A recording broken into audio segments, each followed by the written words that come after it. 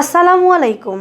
শুভেচ্ছা জানাচ্ছি বাংলাভিউ সংবাদে। সাথে আছি আমি আন্নামা চৌধুরী। প্রথমেই সংবাদ শিরোনাম। জন্ম থেকেই বাংলাদেশ আওয়ামী লীগ মানুষের অধিকার নিয়ে সংগ্রাম করছে, দলের ২১তম জাতীয় সম্মেলনে মন্তব্য শেখ হাসিনার। ক্যাডেটদের দেশপ্রেমিক ভালো মানুষ হওয়ার পরামর্শ সেনাপ্রধানের। সিলেট ক্যাডেট কলেজের ৩ দিনব্যাপী সম্মেলন শেষ হচ্ছে শনিবার। সিলেটের প্রথম মুসলমান হযরত বুরহানুদ্দিন রহমতুল্লাহ আলাহির ৩ দিনব্যাপী উরুস চলছে। বৃহস্পতিবার থেকে শুরু হয়েছে উরুস। সিলেট নগরীর ট্রাক চাপায় ছাত্রলীগের ২ নেতা আহত, ট্রাক চালক আটক। সিলেট চট্টগ্রাম রুটে নতুন ট্রেন নামছে। ইন্দোনেশিয়া থেকে আনা আমদানি করা কোচ দিয়ে শুরু হবে নতুন ট্রেনের যাত্রা। সিলেটের বিশ্বনাথ পৌরসভার প্রথম প্রশাসক নিয়োগ দেওয়া হয়েছে ইউএনও বর্ণালী পালকে। সিলেটের ফেঞ্চুগঞ্জে এক নবজাতকের লাশ উদ্ধার। ১.৫ মাসে উদ্ধার হলো ৩ নবজাতকের লাশ।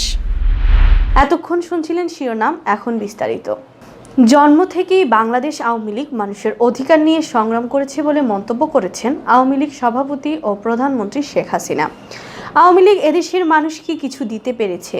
আওয়ামী লীগ ক্ষমতায় থাকলেই দেশের মানুষের ভাগ্যের পরিবর্তন হয়, এমনটাও বলেছেন তিনি। শুক্রবার বিকালে আওয়ামী লীগের ২১তম জাতীয় সম্মেলনের উদ্বোধনী অনুষ্ঠানে তিনি এমন মন্তব্য করেন।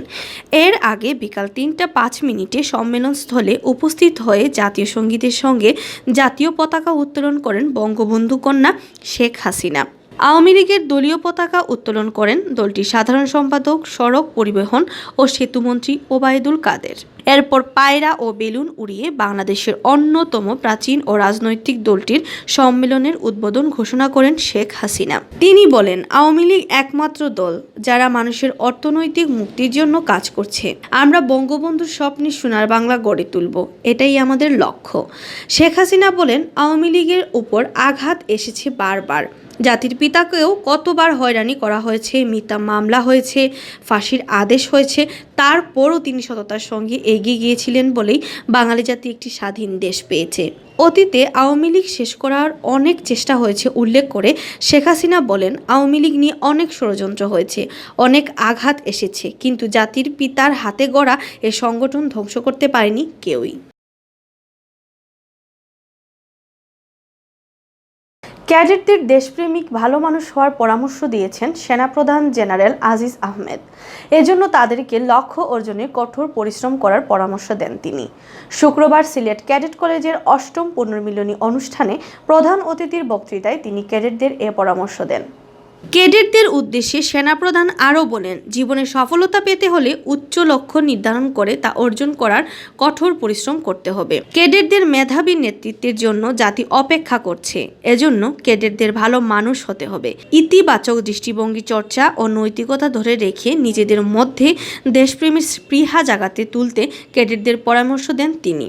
কলেজ ক্যাম্পাসে ওল্ড ক্যাডেট অ্যাসোসিয়েশন সিলেট ও কাসের উদ্যোগে আয়োজিত ৩ দিনব্যাপী অনুষ্ঠান শেষ হবে শনিবার। এর আগে সেনাপ্রধান বর্তমান ও প্রাক্তন ক্যাডেটদের সালাম গ্রহণ করেন।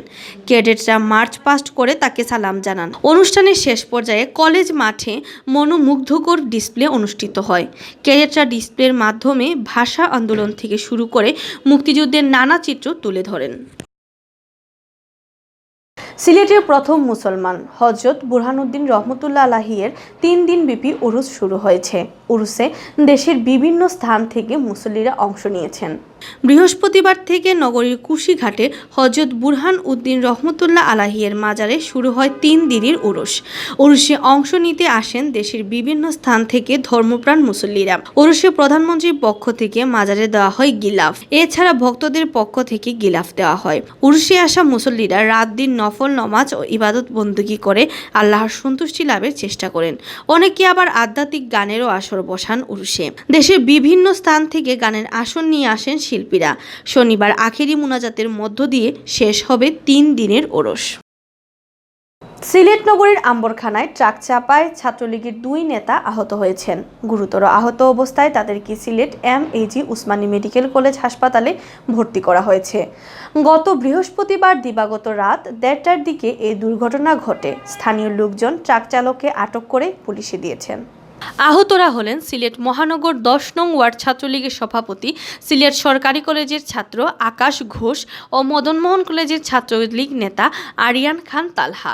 বৃহস্পতিবার রাতে বেপরোয়া ট্রাক ছাত্রলীগ নেতাদের মোটরসাইকেলে চাপা দিলে তারা গুরুতর আহত হন। এ সময় ট্রাক চালক পালানোর চেষ্টা করলে উপস্থিত লোকজন তাকে আটক করে পুলিশের সোপর্দ করেন। সিলেট চট্টগ্রাম রুটে নতুন ট্রেন নামছে। ইন্দোনেশিয়া থেকে আমদানি করা কোচ দিয়ে শুরু হবে নতুন ট্রেনের যাত্রা। বর্তমানে সিলেট চট্টগ্রাম রুটে একজোড়া ট্রেন চলাচল করছে। নতুন ট্রেন নামলে এ রুটে যাত্রী সেবা আরও বাড়বে বলে মনে করছেন সংশ্লিষ্টরা। ইন্দোনেশিয়া থেকে আমদানি করা 250টি কোচ দিয়ে ঢাকা তারাকান্দি বঙ্গবন্ধু সেতু রুটে এক জোড়া ও ঢাকা নোয়াখালী রুটে আরেক জোড়া নতুন ট্রেন সার্ভিস চালু করতে যাচ্ছে রেলওয়ে।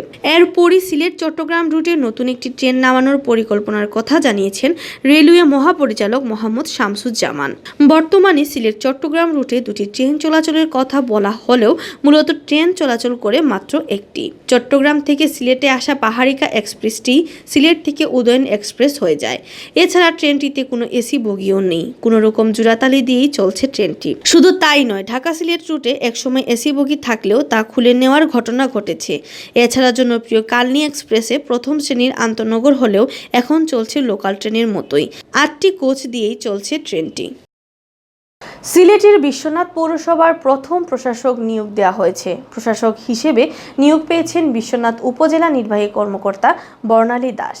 বৃহস্পতিবার রাষ্ট্রপতির আদেশক্রমে স্থানীয় সরকার, পল্লী উন্নয়ন ও সমবায় মন্ত্রণালয়ের স্থানীয় সরকার বিভাগ পৌর 2 শাখার উপসচিব ফারজানা মান্নান স্বাক্ষরিত প্রজ্ঞাপনের মাধ্যমে তাকে প্রশাসক হিসেবে নিয়োগ দেওয়া হয়। প্রজ্ঞাপনে বলা হয়, পরবর্তী নির্দেশ না দেওয়া পর্যন্ত বর্ণালী পাল বিশ্বনাথ পৌরসভার প্রশাসকের দায়িত্ব পালন করবেন। সিলেটের ফেঞ্চুগঞ্জে এক নবজাতকের লাশ উদ্ধার করেছে পুলিশ। শুক্রবার দুপুর 12:30টার দিকে ফেঞ্চুগঞ্জ সেতুর পাশের সড়ক থেকে লাশটি উদ্ধার করা হয়। এ নিয়ে গত 1.5 মাসে 3 নবজাতকের লাশ উদ্ধার করা হলো। অবৈধভাবে গর্ভপাতের কারণে নবজাতকগুলোর মৃত্যু হয়েছে বলে ধারণা করছে পুলিশ। ফেঞ্চুগঞ্জ থানা পুলিশ জানায়, শুক্রবার দুপুরে কাপড়ে মুড়ানো অবস্থায় নবজাতকটির লাশ রাস্তার উপরে পড়ে থাকতে দেখে লোকজন পুলিশে খবর দেয়। পরে পুলিশ গিয়ে লাশটি উদ্ধার করে। নবজাতকটি অপরিপক্ক ছিল।